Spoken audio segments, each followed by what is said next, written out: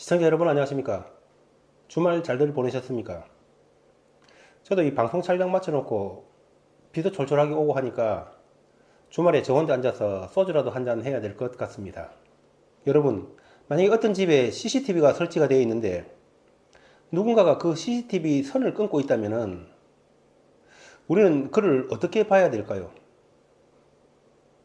물어볼 필요도 없이 그를 도둑이나 강도로 보는 것이 당연한 것 아니겠습니까? 이 정부 들어서면서 가장 먼저 한 것이 잘 아시다시피 국정원의 대공수사 기능 폐지입니다. 그리고 고스탄이 뭐니 하면서 군 기무사도 해체를 해버렸지요. 마지막으로는 경찰 대공수사팀 위에 민간기구를 만들어서 경찰 대공수사팀을 컨트롤하도록 함으로써 실질적으로는 경찰의 대공수사 기능도 무력화시켜 버렸습니다. 결론적으로는 이 정부 들어와서 간첩 잡는 대공수사 파트들을 다 없애버린 거나 마찬가지가 되어버렸습니다. 따라서 대놓고 간첩질을 해도 간첩 잡을 사람이 아무도 없게 되어버린 것입니다. 그런데 이 정부가 간첩 잡는 부서를 왜 다 없애버리거나 무력화시켜 버렸을까요? CCTV 선을 잘라버린 이유가 뭘까요? 시청자 여러분, 그런데 5월 16일자 문화일보에서 이런 기사가 실렸습니다. 민간단체인 군인권센터가 군이나 의무경찰 부대들을 마음대로 들락거리면서 각종 조사를 해왔다는 보도가 실렸습니다. 군인권센터가 최근 3년 동안에 9차례나 의경부대를 들락거리면서 인권 침해를 조사했다고 했는데 그 내용이 보면은 성면 제거를 하는데 의경 숙소를 다른 곳으로 옮겨주지 않았다든지 아니면은 샤워실에 수도꼭지 수가 너무 작다든지 환기가 안 된다든지 이런 사소한 것들이 대부분이었다는 것입니다.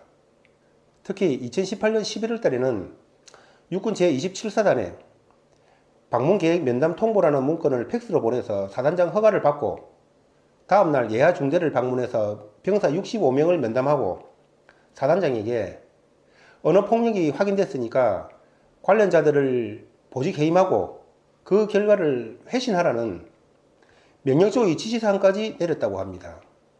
아니 세상에 군을 조사할 내용이 있으면은 국가기관이 해야지 민간단체가 군을 조사를 하고 군인을 보직 해임하고 그리고 그 결과까지 회신하라고 하는 이런 국기문란 행위, 국정농단 행위가 어디에 있습니까? 이거는 최순실이보다 100배, 1000배 더한 것 아닙니까? 최순실이는 연설문을 수정해줬다는 것이지만은 이거는 민간단체가 군 인사에 개입을 하고 군을 좌지우지하는 것 아닙니까? 이런 국정농단이 어디 있습니까? 하물며 군인권센터 임태훈이라는 자는 병역 거부 군 미필자라고 합니다. 이런 자에게 대한민국 군에 개입할 수 있도록 권한을 허용한 문재인의 의도는 도대체 뭡니까? 병역을 거부한 자가 군을 존경하겠습니까? 군을 해체하고 싶어 하겠습니까? 시청자 여러분 한번 생각해 보십시오. 군에서 언어폭력이 확인됐다면서 관련자를 보직 해임하라면서 저런 자가 군을 누비고 돌아다닐 수 있도록 한다면은 이 세상에 언어폭력이 없는 군대가 어디 있겠습니까? 그렇다면은 이것은 한마디로 군에 대한 문재인의 공포통치죠. 어느 군인이든지 문재인이 마음에 안 들면은 군인권센터가 나서서 부대원 면담하고 언어폭력이 확인됐으니까 부대장 보직 해임하라고 한다면은 살아남을 군인이 단 한 명이라도 있겠습니까? 그러니 모두 숨죽이고 엎드려 있을 수밖에 없는 것입니다.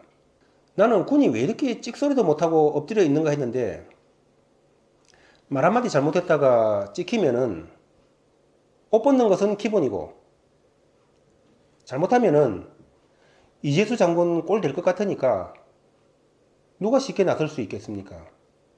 역사에 아니 세계사에서도 그 유래를 찾아볼 수 없는 정말 교묘한 아주 교활한 폭압 공포정치입니다.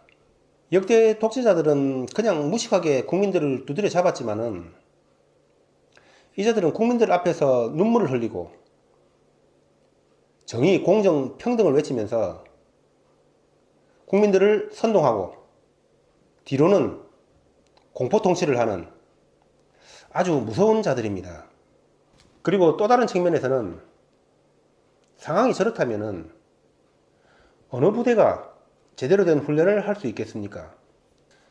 조금만 훈련을 강하게 하면은 병사들의 불만이 터져 나올 것이고 군인권센터가 달려들 것이니 그렇다면은 훈련을 제대로 못합니다. 한마디로 대한민국 군대 당나라 군대로 만들어버리려는 의도가 뻔하지 않습니까? 병력 거부자가 강성군 육성하는 것 그대로 보고 있겠습니까? 정말 우리 우파 국민들 정신 바짝 차려야 될 것 같습니다. 지금 우리 사회 곳곳에는 이런 식의 족쇄와 함정들이 곳곳에 가득합니다. 공수처법 한번 보십시오. 공수처법 대상에서 국회의원들 제외시켜줬다고 국회의원들이 공수처법 덜렁 통과시켜줬다가는 그 다음에는 어떻게 되는 겁니까?